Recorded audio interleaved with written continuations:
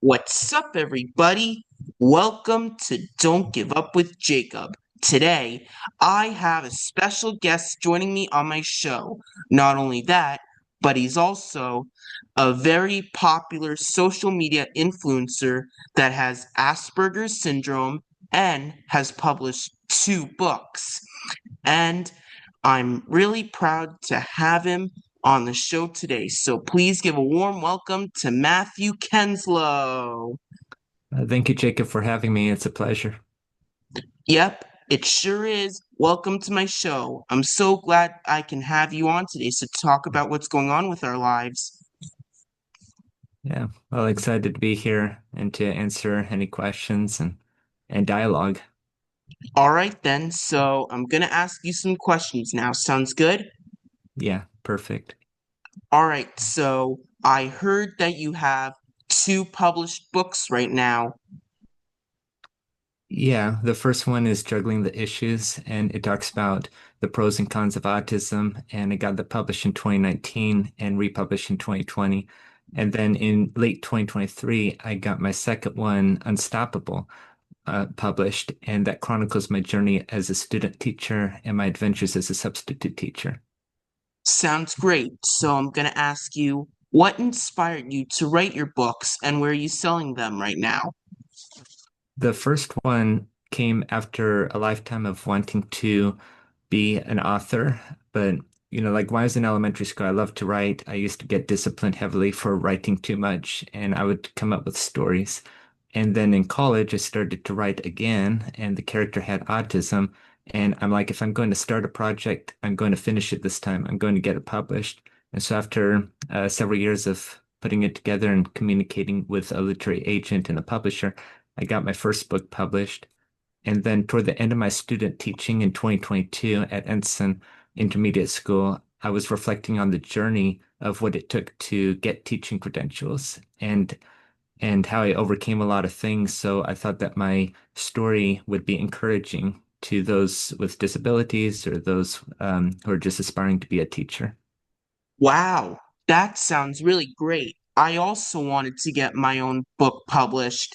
It took a lot of time and effort to get it published, but I did everything all by myself. The writing, the illustrating, everything was done by me. And I wanted to get some of my books published to show people my great talents of writing and illustrating, and to give them an idea about how I had trouble talking at a young age and how I got many help to write this book. And I also wanted to influence people with my great talents. And I'm really proud to have these books published in this world to share with many people worldwide. Big congratulations to that, and I applaud you and thank you for what you're doing. No problem. I'm proud of you too. But, anyways, I'm now going to ask you what are some struggles that you have with your life and how do you deal with them? Yeah, when I was 3 years old, I was diagnosed with a speech delay. So from preschool to high school, I had to take speech therapy, which helped a lot. I don't think it's impeccable, but I talk a lot better than I did when I was in elementary school. I had my share of being teased for having autism, which started in kindergarten. It subsided by the time I hit middle school and high school, though, but I was still socially shy, and I made lots of friends, but it was hard for me to get out of that nervousness. And I think I got a lot better within the past decade or more, but still I know the shyness and the struggles are still there. Sometimes self-discipline because I could spend a lot of time doing things and all of a sudden it's like 2 in the morning. So and then yeah, I had a speech delay, social shyness and such. So, and also concentrating is hard too. And that's why trying to go to sleep at night takes a couple of hours, or if I'm trying to concentrate on test or homework, it took a long time.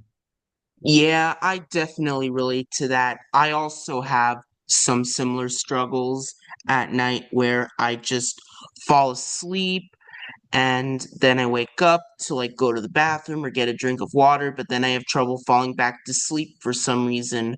And I also struggle with many other things, such as clapping randomly, getting really energetic to the point where I'm running and jumping around, and I also repeat things out loud, and I also feel like I have similar struggles in school as well, where the teachers are going a little bit too fast for me to keep up, and I feel like some of the work is kind of hard for me, and some of the other students and the teachers are being a little serious, especially around me. But I know they're not trying to be mean, they're trying to help me learn because I honestly feel like they hate me but also love me at the same time. Yeah. Yeah, I think I could relate to those feelings. And sometimes, like, I know my friends, and sometimes they're sarcastic with me. And in the beginning, I wasn't always sure, but now looking back, I'm like, they weren't trying to be mean to me at all. Yeah, sounds good. So I am now going to ask you, what do you like to do for fun? I always loved juggling, like juggling and playing piano, playing keyboard and practicing with that. Those were my catharses. I always loved writing. I also like drawing as well, drawing and illustrating. When I was younger, I liked to put puzzles together. Nowadays, I just sometimes I practice math for fun because I gotta keep up with the math, so I'm a math tutor on the side and such. So those are the things I find fun.